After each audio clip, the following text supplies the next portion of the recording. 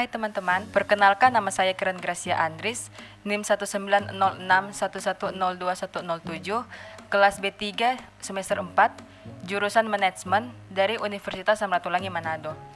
Video ini merupakan tugas dari mata kuliah Perilaku Organisasi. Yang pertama, saya akan menjelaskan mengenai teori-teori motivasi. Yang pertama ada teori motivasi yang dikembangkan oleh Abraham H. Maslow. Pada intinya berkisar pada pendapat bahwa manusia mempunyai 5 tingkatan atau hierarki kebutuhan, yaitu yang pertama adalah kebutuhan fisiologikal, merupakan kebutuhan akan rasa lapar, haus, dan istirahat. Yang kedua, kebutuhan rasa aman, tidak dalam arti fisik semata, akan tetapi juga mental, psikologikal, dan intelektual. Yang ketiga, kebutuhan akan kasih sayang. Yang keempat, kebutuhan akan harga diri yang pada umumnya tercermin dalam berbagai simbol-simbol status. Dan yang kelima, aktualisasi diri dalam arti tersedianya kesempatan bagi seseorang untuk mengembangkan potensi yang terdapat dalam dirinya, sehingga berubah menjadi kemampuan nyata. Teori motivasi berikutnya merupakan teori dari McClellan, yaitu teori kebutuhan berprestasi. Teori kebutuhan untuk mencapai prestasi atau need for achievement yang menyatakan bahwa motivasi berbeda-beda sesuai dengan kekuatan kebutuhan seseorang akan prestasi. Kebutuhan akan prestasi tersebut sebagai keinginan melaksanakan suatu tugas atau pekerjaan yang sulit, menguasai, memanipulasi, atau mengorganisasi objek fisik, manusia, atau ide-ide melaksanakan hal-hal tersebut secepat mungkin dan seindependen mungkin sesuai kondisi yang berlaku, mengatasi kendala-kendala, mencapai standar tertinggi, mencapai performa puncak untuk diri sendiri, mampu menang dalam persaingan dengan berbagai pihak lain, mengingatkan kemampuan diri melalui penerapan bakat secara berhasil. Yang berikutnya merupakan teori dari Clayton Alderfer, yaitu teori ERG. I merupakan existence, kebutuhan akan eksistensi. R merupakan relatedness atau kebutuhan untuk berhubungan dengan pihak lain, dan G merupakan growth yang merupakan kebutuhan akan pertumbuhan. Makin tidak terpenuhinya suatu kebutuhan tertentu, maka besar pula keinginan untuk memuaskannya. Kuatnya keinginan memuaskan kebutuhan yang lebih tinggi semakin besar apabila kebutuhan yang lebih rendah telah dipuaskan. Sebaliknya, semakin sulit memuaskan kebutuhan yang tingkatnya lebih tinggi, semakin besar keinginan untuk memuaskan kebutuhan yang lebih mendasar. Selanjutnya, teori dari Herzberg atau teori dua faktor. Menurut teori ini, yang dimaksud faktor motivasi adalah hal-hal yang mendorong berprestasi yang sifatnya intrinsik dan yang sifatnya ekstrinsik. Selain itu terdapat dua faktor, yaitu faktor yang memuaskan konsumen dan faktor yang berakibat ketidakpuasan konsumen. Teori motivasi, teori keadilan. Inti dari teori ini terletak pada pandangan bahwa manusia terdorong untuk menghilangkan kesenjangan antara usaha yang dibuat bagi kepentingan organisasi dengan imbalan yang diterima. Teori penetapan tujuan. Dalam penetapan tujuan memiliki 4 macam mekanisme motivasi, yakni yang pertama tujuan mengarahkan perhatian, yang kedua tujuan mengatur upaya, yang ketiga tujuan meningkatkan persistensi, dan yang terakhir tujuan menunjang strategi-strategi dan rencana-rencana kegiatan. Teori yang terakhir ada teori dari Viktor Hafrum atau teori harapan. Menurut teori ini, motivasi merupakan akibat suatu hasil dari yang ingin dicapai oleh seseorang dan perkiraan yang bersangkutan bahwa tindakannya akan mengarah kepada hasil yang diinginkannya itu. Selanjutnya saya akan menjelaskan mengenai teori-teori kepemimpinan. Menurut Kartono, teori kepemimpinan dasar yaitu teori genetis, teori sosial, dan teori ekologis atau sintesis. Teori genetis menjelaskan bahwa pemimpin itu tidak dibuat, tetapi seseorang muncul sebagai pemimpin karena bakat-bakatnya yang luar biasa. Seseorang menjadi pemimpin karena memang ditakdirkan menjadi pemimpin bagaimana juga situasinya. Teori sosial menjelaskan bahwa pemimpin itu harus disiapkan dan dibentuk, tidak dilahirkan dan dibiarkan berkembang dengan sendirinya. Untuk menjadi pemimpin, setiap orang dapat melakukannya melalui usaha penyiapan, pendidikan, dan latihan secara intensional.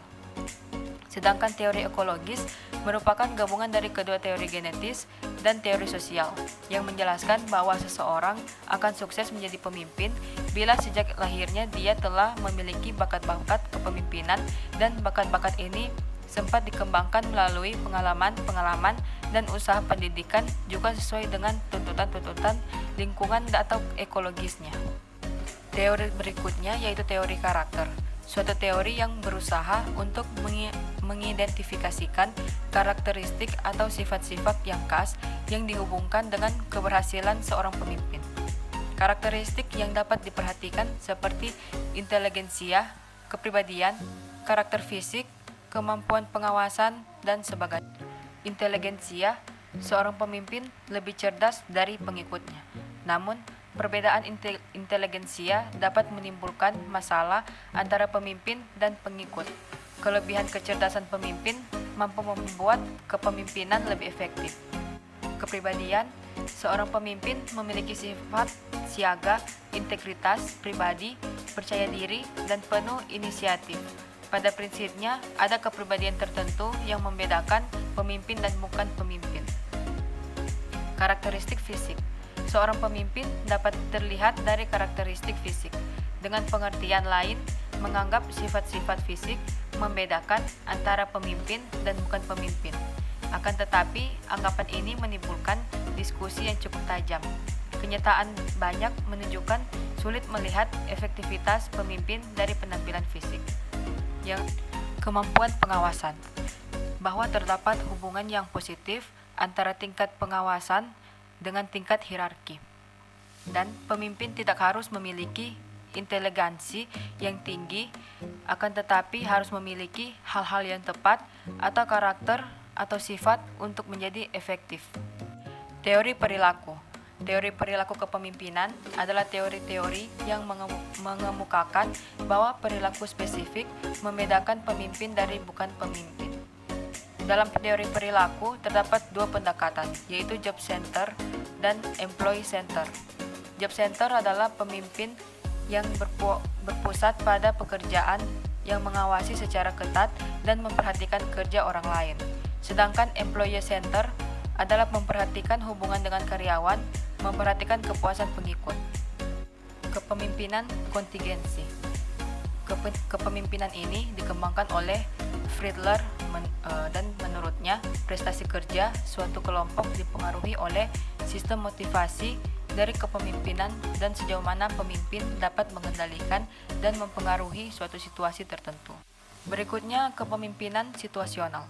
Teori kepemimpinan ini dikembangkan oleh Harsey dan Blanchard. Teori ini berusaha memberikan pemahaman kepada pemimpin tentang kaitan antara gaya kepemimpinan yang efektif dengan tingkat kematangan dari para pengikutnya.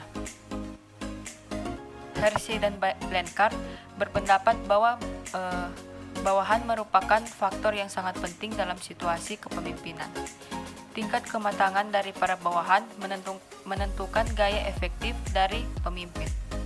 Dengan demikian, konsep dari teori kepemimpinan situasional menekankan bahwa seorang pemimpin hendaknya menganalisa secara cermat tingkat kematangan anggota di dalam melaksanakan tugasnya. Misalnya, anggota yang sudah bisa memotivasi dirinya sendiri akan sangat sesuai bila ia dipimpin dengan cara delegasi. Artinya, ia dipercaya penuh mengerjakan tugas-tugasnya secara mandiri tanpa perlu adanya pengawasan melekat.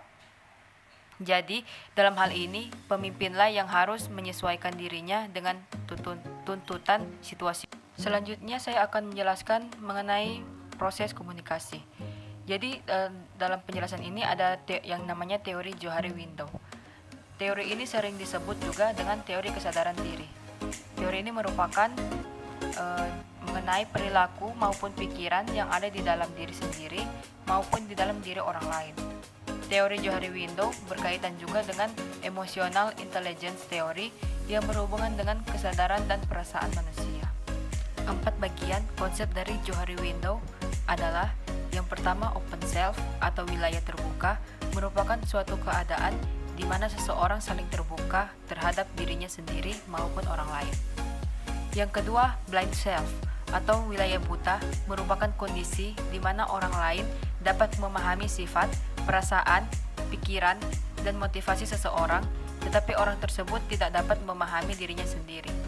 Yang ketiga ada hidden self atau wilayah tersembunyi, adalah keadaan di mana seseorang memiliki kemampuan untuk menyembunyikan atau merahasiakan sebagian hal yang dianggap tidak perlu untuk dipublikasikan kepada orang lain. Yang keempat, unknown self atau wilayah tak dikenal, merupakan kondisi seseorang yang tidak dapat memahami dirinya sendiri, bahkan orang lain pun tidak dapat mengenalinya. Wilayah ini merupakan wilayah yang tidak dapat menciptakan interaksi dan komunikasi yang efektif karena keduanya sama-sama merasa tidak ada pemahaman. Selanjutnya ada konsep Sechi. Dalam konsep Sechi ini, penciptaan pengetahuan berlangsung dalam 4 pola. Pola pertama yaitu tacit ke tacit knowledge melalui socialization. Yang kedua, tacit ke explicit knowledge melalui externalization. Pola ketiga, explicit ke explicit knowledge melalui combination. Dan pola terakhir yang keempat merupakan explicit ke tacit knowledge melalui internalization. Menurut Joseph A. DeVito, komunikasi adalah suatu proses untuk bertukar informasi di mana setiap komponennya saling berkaitan satu dengan yang lain. Proses komunikasi ini menjadi 2 tahapan, yaitu proses komunikasi primer.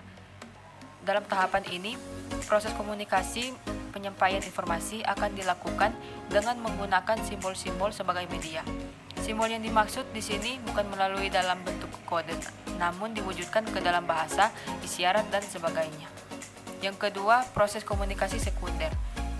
Untuk proses ini, penyampaian informasi maupun gagasan akan dilakukan dengan menggunakan sarana atau alat sebagai media kedua setelah penggunaan simbol. Unsur-unsur dalam proses komunikasi. Sender adalah si penyampai pesan atau komunikator. Yang kedua, encoding adalah proses transmisi atau transfer informasi dari seseorang kepada orang lain. Yang ketiga, message adalah pesan yang diwujudkan dalam simbol yang bermakna. Yang keempat, media disebut juga saluran komunikator yang digunakan sebagai alat untuk menyampaikan informasi. Yang kelima, decoding adalah proses di mana komunikasi akan menerjemahkan pesan melalui lambang yang disampaikan oleh komunikator kepadanya.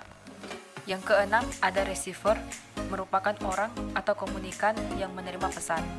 Yang ketujuh, ada response, merupakan tanggapan atau reaksi komunikan yang ditunjukkan terhadap informasi yang diberikan oleh komunikator setelah pesan tersebut diterima. Yang kedelapan adalah feedback atau umpan balik, merupakan wujud dari reaksi komunikan terhadap pesan yang disampaikan. Dan yang kesembilan adalah noise, merupakan gangguan tidak terencana yang sering terjadi dalam proses komunikasi. Di gambar ini dapat kita lihat proses komunikasi yang mana berawal dari sender atau pengirim, yang akan terjadi proses encode atau terjadi proses transmisi atau transfer informasi dan akan menghasilkan pesan. Nah, di pesan ini akan terjadi noise atau gangguan-gangguan yang tidak terduga. Setelah itu akan terjadi proses decoding di mana komunikan akan menerjemahkan pesan melalui lambang dan akhirnya akan sampai kepada penerima atau receiver. Setelah diterima oleh penerima atau receiver, proses yang terakhir yaitu penerima akan memberikan feedback atau umpan balik kepada pengirim. Sekian video dari saya. Jika ada kesalahan dalam pengucapan dan tutur kata, saya mohon maaf. Terima kasih.